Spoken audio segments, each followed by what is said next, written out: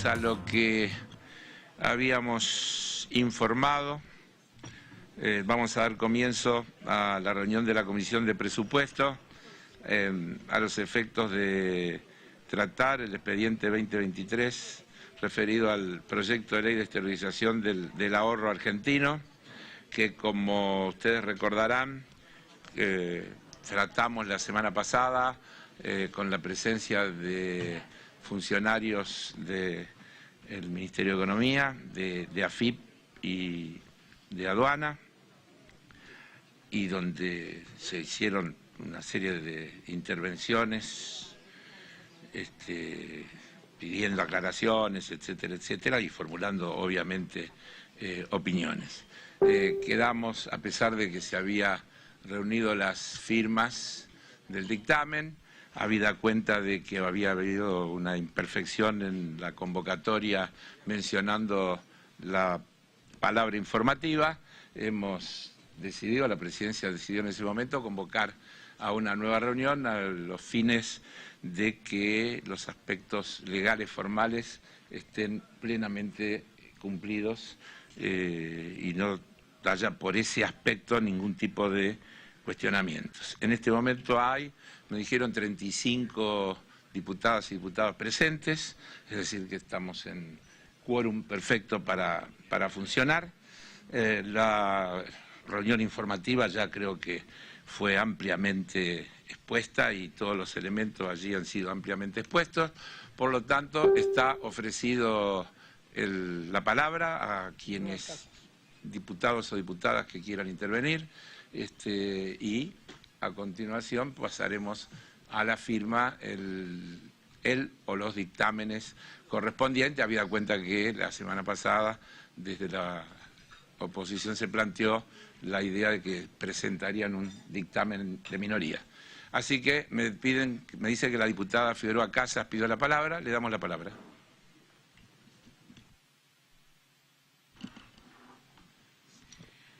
Gracias, señor presidente. Antes de ir directamente a algunos aspectos que estuvimos viendo del proyecto, del dictamen, queríamos poner un poquito en contexto la situación en la cual se está presentando este proyecto. En nuestro país se estima que un 45% de la economía está en la informalidad. Esto hace que haya movimientos de dinero, de bienes, fuera del circuito, y no son todos por la economía delictiva. También sabemos que con la gran presión tributaria que hay, agravada por la inflación, también hay muchos negocios, personas, empresas, que una parte o el total de sus operaciones las lleva así en la informalidad. A esto se suma las restricciones para las compras de dólares, que también hacen que haya gente que, a pesar de tener ingresos, digamos, regulares o formalizados, termina yendo a un mercado irregular. Llamativo, ¿no?, que incluso en los diarios se publica el precio de ese dólar irregular, ilegal, y sin embargo se empieza a naturalizar. Eso hace que entonces nuestra economía tenga toda esta porción de gente que está fuera del sistema, que no paga impuestos sobre una parte o sobre el total de sus bienes. Entonces nos enfrentamos a un gran desafío. ¿Cómo hacemos para sumar esa economía? ¿Cómo hacemos para que esa economía se formalice? Y una herramienta que uno tiene es un blanqueo. El tema es que para que un blanqueo tenga éxito tiene que darse ciertas condiciones. Por ejemplo, que se genere confianza, no en un gobierno que se está terminando, donde la economía está muy complicada, donde no se está cambiando la situación que viene hasta acá. O sea, se presenta el blanqueo, pero no se hace una reforma tributaria, no se modifica el acceso al mercado de cambios, o sea, nada cambia. Tiene que haber estabilidad, algo que nos falta en nuestro país, ¿no? La creencia de que uno entra y que de ahora en más cambia la situación. Seguridad jurídica, ya ha pasado que se cambiaron las condiciones, hubo gente que entró a un blanqueo, pensó que empezaba a regularizar su situación y se cambió las condiciones que se les habían dado en ese momento. Todo eso hace pensar que es difícil que alguien ingrese en este blanqueo. ¿Quiénes serían los candidatos a ingresar? Y probablemente, dado este acuerdo que se firma con Estados Unidos, los que decidan ingresar son aquellos que tienen una gran percepción de riesgo, saben que van a ser encontrados y saben que su situación va a ser bastante complicada porque la diferencia entre lo que se plantea este blanqueo, que es un 5% pagar si uno ingresa rápidamente en esto, y lo que tendría que pagar alguien cuyos ingresos en una cuenta, por ejemplo en Estados Unidos, son descubiertos, tendría que pagar el 35% de ganancias, tendría que pagar, si corresponde, depende de su actividad, un 21% de IVA, tendría que pagar bienes personales acumulados de todos los años en los que no estuvo, y impuestos provinciales, etcétera, ¿no?, acumulados. Entonces, si nosotros lo que estamos queriendo hacer es dar una nueva oportunidad, empezar de cero, tratar de que este 45% de economía informal ingrese y empezar a tener un país donde seamos muchos más, ¿no?, los que puedan apostar, abrir empresas, tenés que cambiar las condiciones. Y eso no está pasando acá. Entonces, se transforma en un blanqueo para unos pocos. ¿Quiénes? Los que tienen riesgo de ser encontrados. Y si tienen riesgo de ser encontrados, ¿por qué no los encontramos? ¿Por qué si se está firmando este convenio le vamos a estar dando la posibilidad de salirse fácilmente? Pero si igualmente decimos, no, le queremos dar una oportunidad a todos, porque queremos que se regularicen, ¿qué hacemos con la gente que, por ejemplo, tiene deudas o la que no pudo cumplir por algún motivo y tiene multas por haber presentado tarde la declaración jurada? Esa gente tiene sus bienes declarados, está pagando impuestos y, sin embargo, no le reconocemos ni le damos facilidades para esto, no le damos una moratoria. Generalmente los blanqueos vienen acompañados de moratoria. Y ahora vayamos al lugar más difícil todavía, aquel que tiene todo en regla, aquel que es cumplidor. Y en lugar de darle un beneficio a ese cumplidor, lo que hacemos es delegarle en AFIP la factibilidad de poder darle beneficios. ¿Qué puede dar AFIP de beneficios? ¿Qué delegación se puede hacer en materia tributaria? ¿Bajarle impuestos no puede? Entonces, la realidad es que cuando uno analiza este proyecto, se encuentra con que se transforma en un proyecto para un sector, nuevamente un parche, sin tratar de encontrar soluciones integrales, sin tratar de buscar cómo hacer para que realmente se regularice la economía de nuestro país.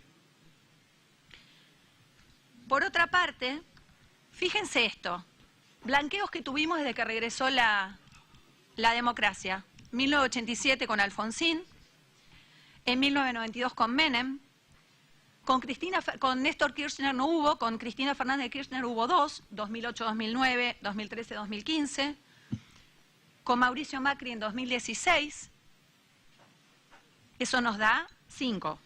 En este gobierno ya vamos por 3. Un primero, la ley 27613 de construcción, que después se amplió por 27679, se dio más tiempo. Luego en la 27701 de presupuesto, llegamos a meter un blanqueo adentro de una ley de presupuesto. Y ahora viene otro más. ¿Qué mensaje estamos dando al contribuyente? ¿Qué le estamos diciendo? Porque el blanqueo tiene que ser algo excepcional, tiene que ser algo donde todos hacemos un esfuerzo para que abrazar a los que quedan afuera, para tratar de ayudar al que le costó estar, pero también para dar un beneficio para el que estuvo, porque si no, pasan a ser injustos. Yendo más a la letra del dictamen, nuevamente remarcar que faltaría una moratoria, el tema de la delegación de los cumplidores. Podría haber habido también, como ha habido en algunos blanqueos y como hubo en estos últimos que estoy mencionando de la construcción, algún incentivo a inversiones, eso tampoco se incluyó.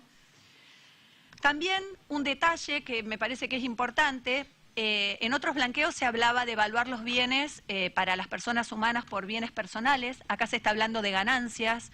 Cuidado con eso porque cambia la materia imponible si se toma uno o se toma el otro. Lo dejo como algo para pensarlo y analizarlo.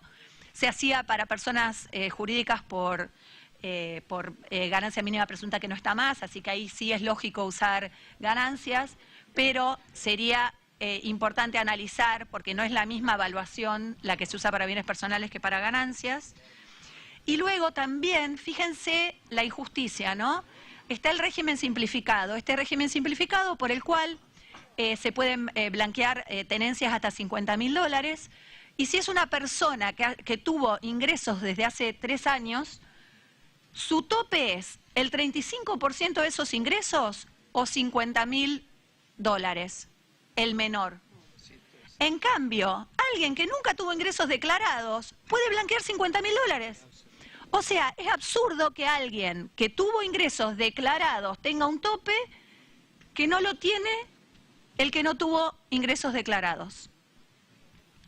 Finalmente, decir que luego de analizarlo, viendo la oportunidad, más allá de poder mejorar con un dictamen, vamos a emitir un dictamen de rechazo porque, por lo primero que estuve comentando, la falta de oportunidad, la falta de confianza, la falta de estabilidad, la falta de seguridad jurídica y el problema que tiene nuestro sistema tributario, que debemos reformar para que nuevamente nuestro país se transforme en un país donde todos quieran crecer, donde todos quieran mejorar y donde no sea el Estado un enemigo, sino alguien que acompañe a las empresas, a las familias y a todas las personas que están en el suelo argentino. Gracias.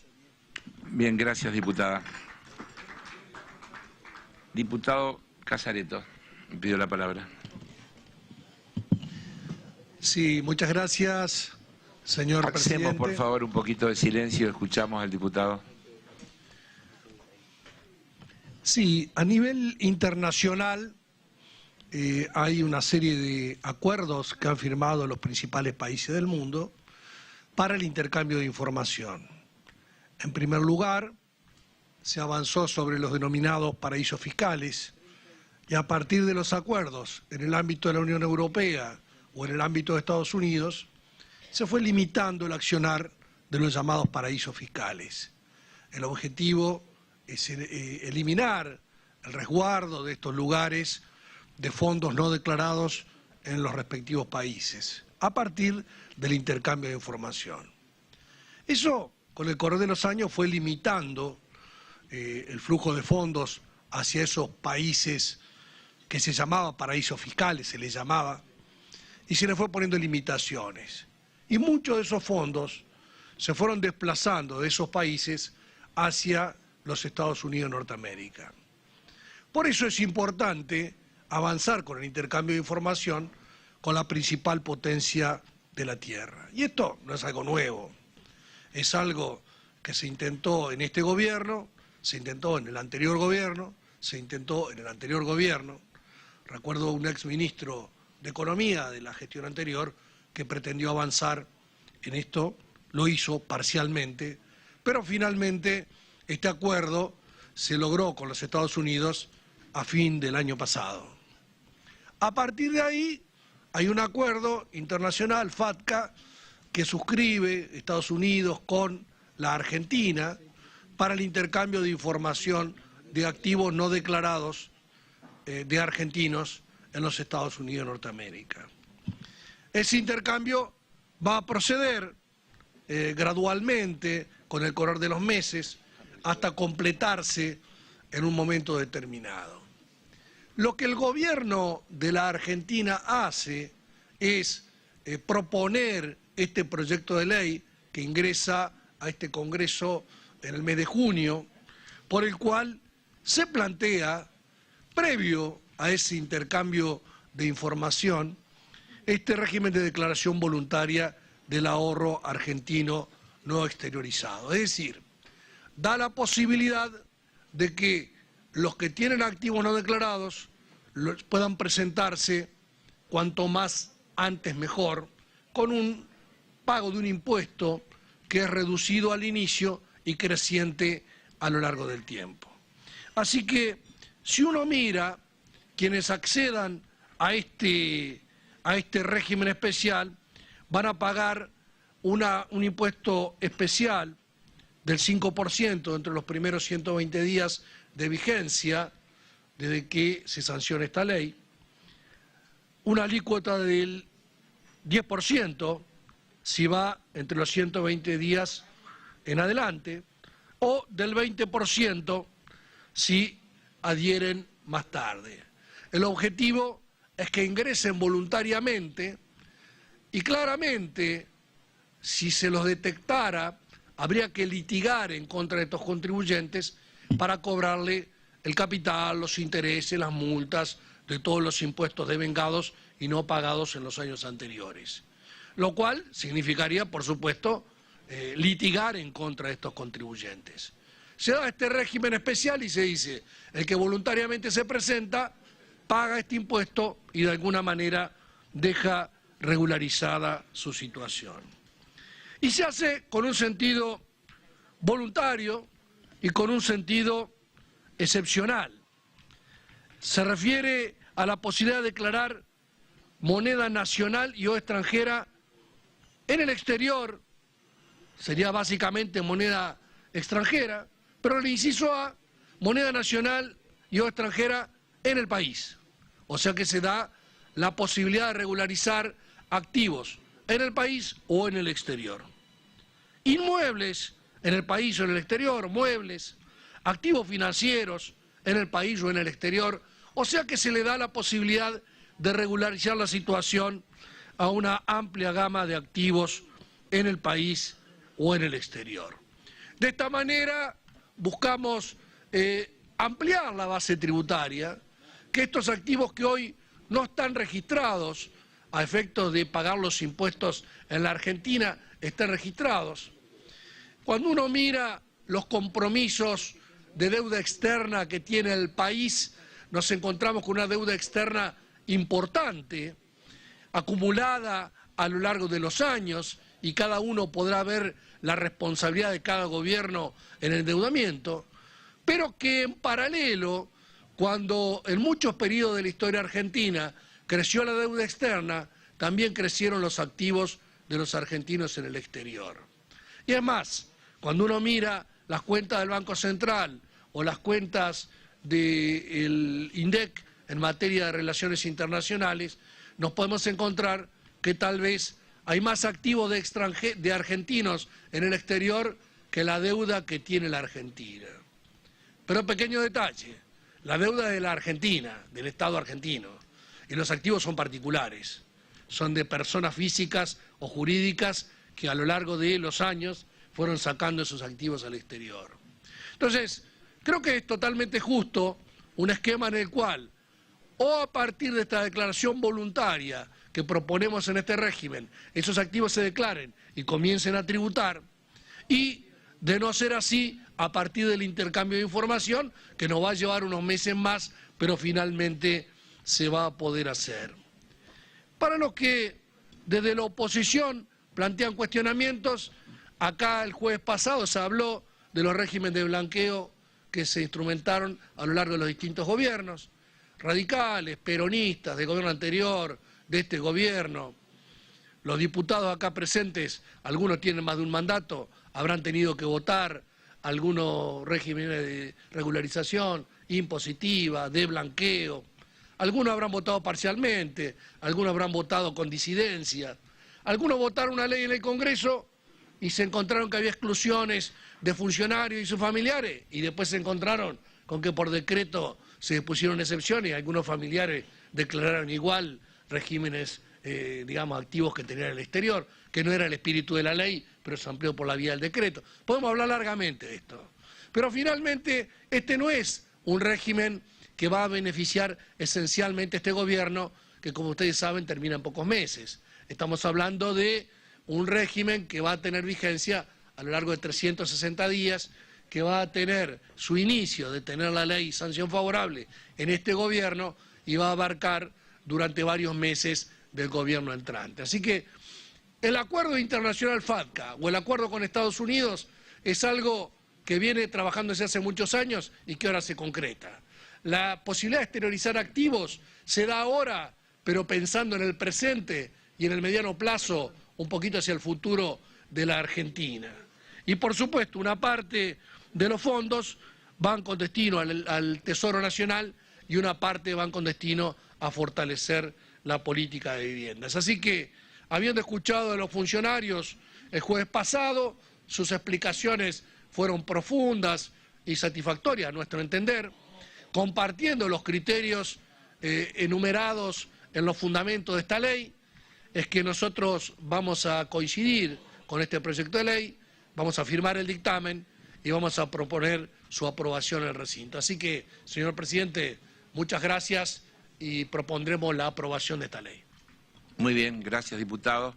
No tengo ningún pedido de palabra, por lo cual estaríamos dando por finalizada esta reunión. Quiero decir que hay 36 presentes en la reunión, 25 han firmado el dictamen de mayoría. La diputada anunció un dictamen de minoría, pero no.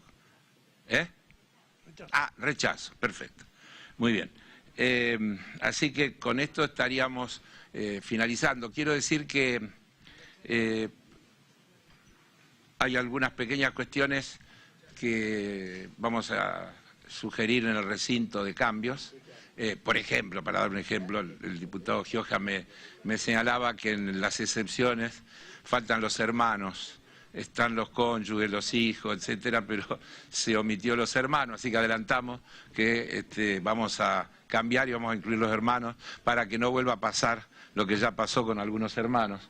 De esta manera vamos a cubrir que eso no pueda suceder. Quiero decir también que las informaciones que se manejan hablan de 430 y tantos mil millones de dólares no declarados en el exterior. 435 mil millones de dólares. Esos datos nunca son exactos, porque al hablar de no declarado siempre hay un nivel de estimación.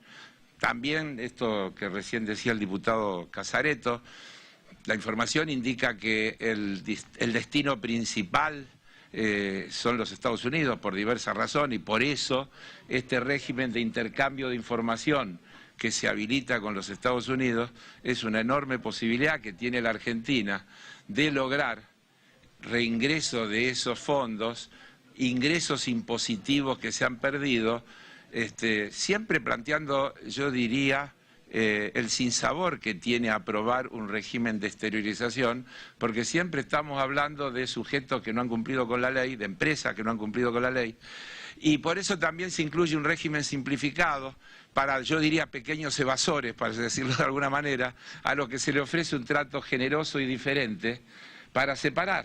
Incluso a la diputada también hacía referencia a aquel pequeño bolichero que por ahí, por alguna razón, está dentro de ese 45% de informalidad, pero no pongamos en esa bolsa a los grandes evasores, a los que sobrefacturan, subfacturan, contrabandean, utilizan los sistemas de banca privada de muchos bancos internacionales para constituir fondos en el exterior. Cuando trabajamos en una comisión bicameral que analizaba el tema de la fuga hace unos años, mostrábamos cómo algunos de esos bancos internacionales ponían en sus sitios donde expresaban el servicio de banca privada que el mayor mérito era la opacidad, es decir, cómo crear la mayor cantidad de barreras para impedir que los estados puedan acceder a la información. Y de lo que se vanagloriaban algunos de esos servicios era justamente,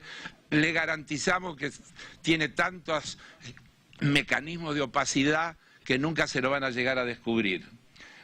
También mostrábamos algo similar, por ejemplo, que sucedía en el estado de Delaware, que en su, no sé si constitución, pero en alguna declaración de principios, decía, si tiene plata para traer, tráigala aquí, no nos importa de dónde la sacó, pero nosotros le prometemos que acá va a estar protegida y nunca se va a poder conocer. Lo decía de una manera más sofisticada, pero decía efectivamente eso.